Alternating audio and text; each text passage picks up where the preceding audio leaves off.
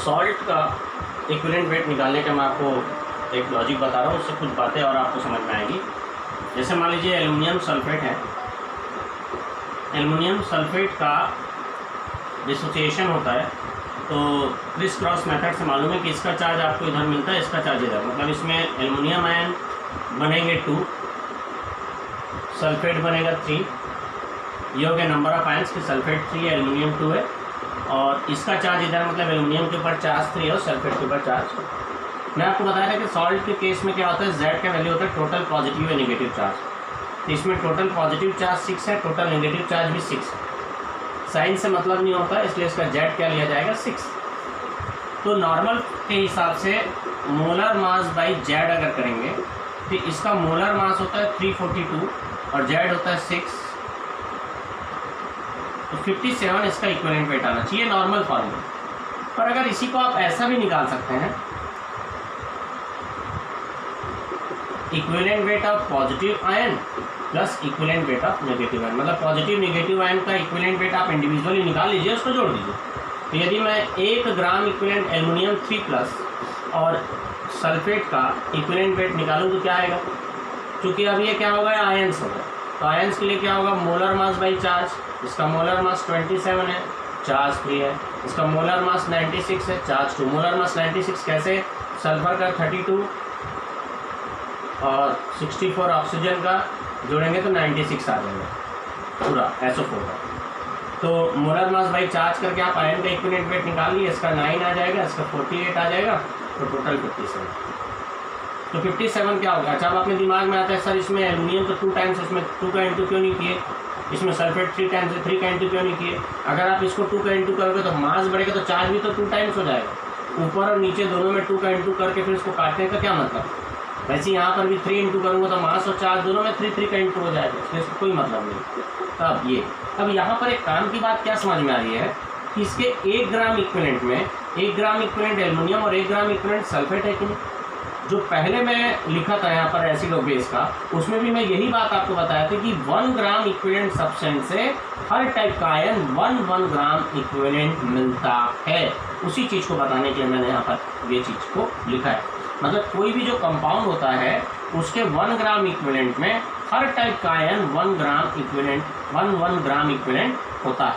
यही चीज़ यहाँ पर क्लियर भी हो रहा है जो मैं आपको बता रहा हूँ।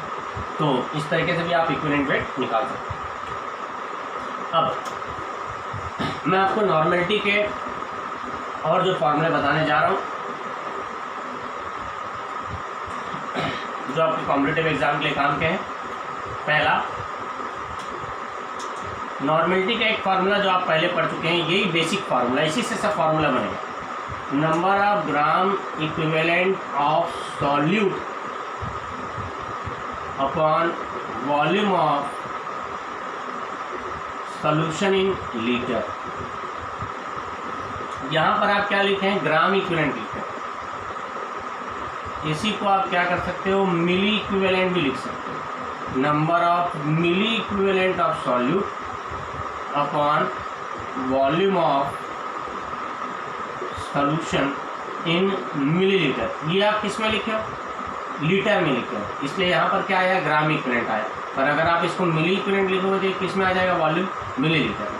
ठीक, अच्छा ये समझ लीजिए, 1 ग्राम इक्विवेलेंट में 1000 मिली इक्विवेलेंट होता है और 1 लीटर में 1000 मिलीलीटर होता है। 1 ग्राम इक्विवेलेंट में 1000 मिली इक्विवेलेंट होता है और 1 लीटर में 1000 मिलीलीटर होता है। तो अगर मान लीजिए हमारे पास कोई ऐसा सॉल्यूशन था जिसमें सॉल्यूट 4 ग्राम इक्विवेलेंट है और ये 4 ग्राम इक्विवेलेंट 2 लीटर सॉल्यूशन में है, तो इसकी नॉर्मलिटी क्या आ जाएगी, number of gram equivalent upon volume in litre, तो 2 आ जाएगी नॉर्मलिटी। यहाँ पर आप इसको ग्राम इक्विवेलेंट भी लिए, इसलिए वॉल्यूम किस में लिए, लीटर लिए। उसी को मान लो अगर आप ऐसे लिख देते कि 4 ग्राम इक्विवेलेंट है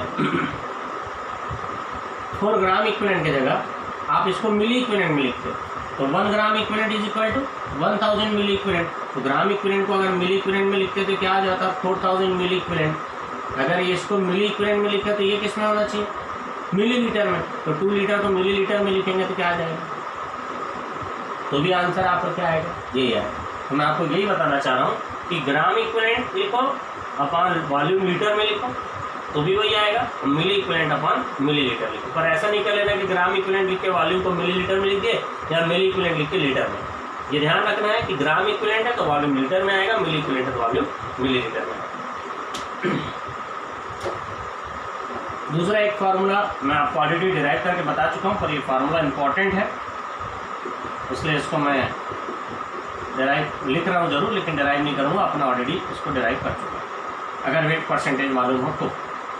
अब यहाँ पर हम ये पढ़ चुके हैं कि जैसे इसी में देख लीजिए नॉर्मलिटी का क्या फॉर्मूला है, number of gram equivalent of solute upon volume of solution in litre. अगर मैं इसको भी मान लूँ capital V, volume of solution in litre को भी मान लूँ, तो नंबर ऑफ ग्राम इक्विवेलेंट का क्या फॉर्मूला होगा, number of gram equivalent of solute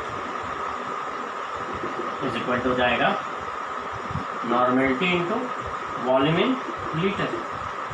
दूसरा क्या हो जाएगा, number of milli equivalent of solute is equal to normality into volume in. यदि आप वॉल्यूम को लीटर में लिखोगे तो आपको नंबर ऑफ ग्राम इक्विवेलेंट मिलेगा, वॉल्यूम को मिलीलीटर में लिखोगे तो नंबर ऑफ मिली इक्विवेलेंट मिलेगा। ये इसी फॉर्मूले से ओरिजिनेट हुआ है, नॉर्मलिटी इंटू वॉल्यूम, ये इंटू ये करूँगा ये नहीं आएगा ना, बस वही चीज़ तो लिखा, number of gram equivalent, volume को लीटर में लिखूँ तो ग्राम इक्विवेलेंट आ रहा है, मिली लीटर में लिखा तो मिली इक्विवेलेंट आ रहा है। ये एक फॉर्मूला होता है। अब एक चीज़ और कीजिए, हम पहले पढ़ चुके हैं कि यदि दो कंपाउंड एक दूसरे से रिएक्ट करते हैं दोनों के बराबर ग्राम इक्विवेलेंट, हम पढ़ चुके हैं, लिख चुके हैं कि 1 मोल किसी के 1 मोल के साथ रिएक्ट करेगा जरूरी नहीं है, लेकिन 1 ग्राम इक्विवेलेंट दूसरे कंपाउंड के 1 ग्राम इक्विवेलेंट के साथ ही रिएक्ट करता है।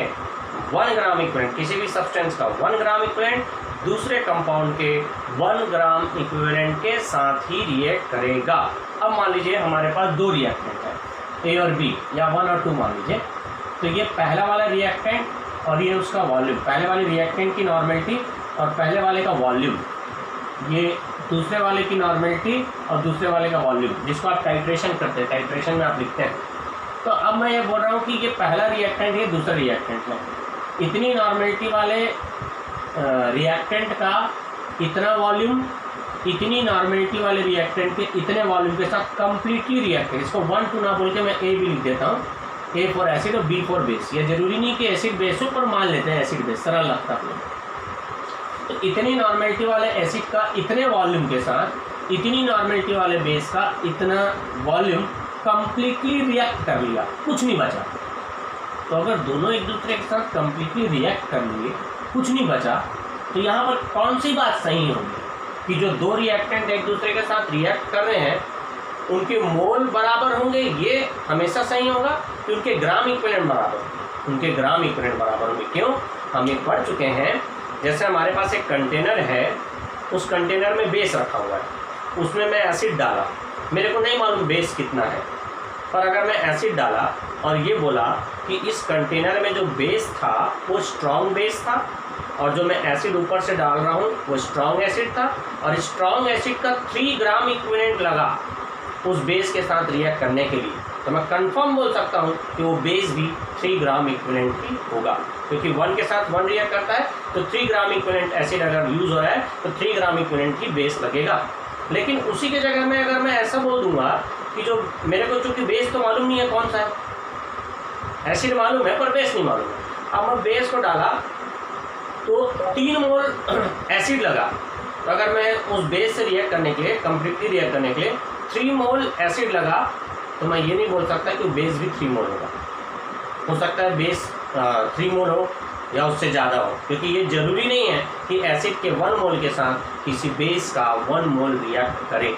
1 ग्राम इक्विवेलेंट के साथ 1 ग्राम इक्विवेलेंट रिएक्ट करेगा, पर 1 मोल के साथ 1 मोल रिएक्ट नहीं करेगा। मैं कहना ये चाह रहा हूँ कि यदि 2 रिएक्टेंट एक दूसरे के साथ कंप्लीटली रिएक्ट कर रहे हैं और कुछ भी ना बचे, इसका मतलब है रिएक्टिंग स्पीशीज के नंबर ऑफ मोल्स इक्वल नहीं है, हो भी सकते हैं नहीं भी हो सकते, पर नंबर ऑफ ग्राम इक्विवेलेंट जरूर इक्वल होगा। यदि 2 रिएक्टेंट एक दूसरे के साथ कंप्लीटली रिएक्ट कर रहे हैं और उसमें कुछ भी नहीं बच रहा है, कोई भी रिएक्टेंट बच नहीं रहा है, इसका मतलब उसमें नंबर ऑफ मोल्स एक दूसरे के इक्वल हो भी सकते हैं, नहीं भी हो सकते, पर नंबर ऑफ ग्राम इक्विवेलेंट जरूर इक्वल होंगे और वो स्ट्रॉन्ग इलेक्ट्रोलाइट्स होंगे, तब ये बात सही है। ठीक, तो बस वही चीज़ है, इसलिए हम लोग इसको क्या करेंगे, इक्वेट कर देंगे कि ये दोनों क्या हो जाएंगे, एक दूसरे के बराबर है। यही नॉर्मेलिटी में आप फॉर्मूला यूज़ करते हैं, जिसको आप बोल देते हैं N1V1 = N2V2। कुछ फॉर्मूले इसके और भी हैं जो मैं आपको नेक्स्ट वीडियो में बताता हूँ।